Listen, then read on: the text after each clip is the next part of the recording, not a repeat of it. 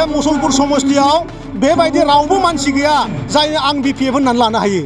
आं आगोलावनो बुंदों हेलमेट लानानै बेरायखुमग्रा सुबुं बेवहाय दङ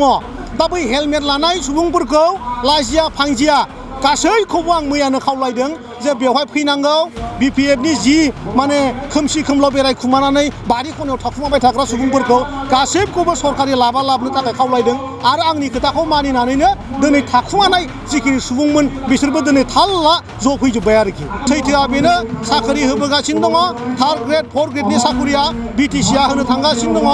फरेस्टआव साख्रि होनो थांगासिनो दङ बे गासैबो सैथो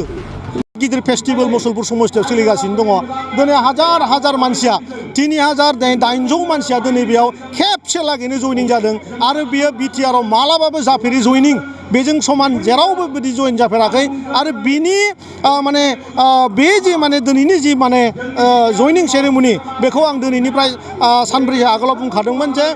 BPFनि जि माने मोनसे बेवहाय सुबुं गौमानि मोनसे जि माने मिथिं लादोंमोन बै मिथिंनि उनाव बेबायदि रिएक्सना जोंनि ओनसोलाव जागोन बे खोथाखौ आं आगोलावनो BTRनि रायजोनो खोन्थाखादोंमोन आरो बेनो दिनै बेयाव जागासिनो दं आरोखि होनखादों जे बेवहाय जोंनाव बेलेग दोलोआ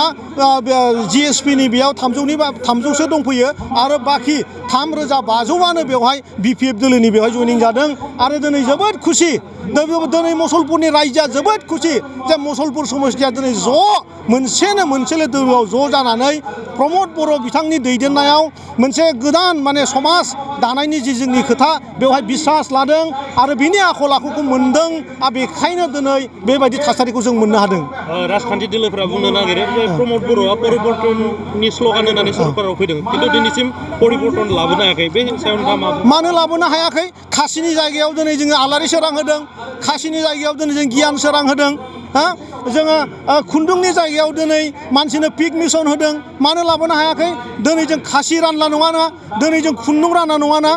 गोदोनि दिनाव जोंनि आइ आब' जोंनि आदामोनखौ खासि बायदि गाज्रि फारजि बुस्थुखौ राननानै बिथांमोना भट सेख'दोंमोन मानसिफोरखौ बिथांमोना सिगि सग' भट होहोदोंमोन दिनैनि दिनाव बे गासैबो मानसिया माबा मोनसे मोखाङाव गिनाय दं नामा बेफोर मानसिया दिनै गिनाय दं नामा रावबो गिया रावबो रावखौबो गिया दिनै बे जे होदों जि सोलायनाय लाबोदों बेनो देरसिन सोलायनाय बेनिफ्राय आरो देरसिन सोलायनाय BTR ओनसोलाव जेबो जानो हाया माने एकदम माने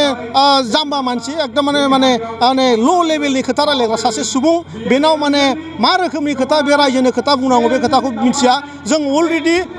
जोंनि जि माने साख्रि जों गोबां माने 99निफ्राय लानानै गोबां मानसिनो जों साख्रि होदों जोङो मोनसे साख्रि होनानै जों धामा दुंनानै गावसिनि बायदि मानसि बुथुम फैसा होयै गहपुर सनितपुरनिफ्राय मानसि लाबोनानै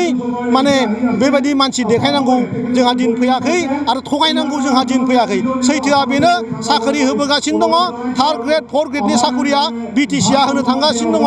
फरेस्टआव साख्रि होनो थांगासिनो दङ बे गासैबो सैथो बाइक सालायनो मोजां मोनग्राफोरनि थाखाय गोजोनथाव खौरां मार्च दाननि 22-23 आरो 24 अक्ट' सानथामनि थाखाय दावहारु अट' एजेन्सिया नोंथांनो लाबोगासिनो मेगालन काम एक्सचेन्ज मेला बे मेगालन काम एक्सचेन्ज मेलाखौ क'क्राझार बड'लेण्ड गेस्ट हाउसनि साखाथियावनो खुंफुंगोन बे मेलायाव बारा नङा 14,999 रांसिमाव डाउन पेमेन्ट होनानै बाजाज कम्पानिनि गुबुन गुबुन बाइकफोरखौ ल'नाव लानो हागोन एक्सचेन्ज खालामग्राफोरनि थाखाय एक्सचेन्ज ब'नासबो थागोन बाइक सालायनायाव हमनो थाखाय बायगिरिया बेसेन लायालासे हेलमेटबो मोनगोन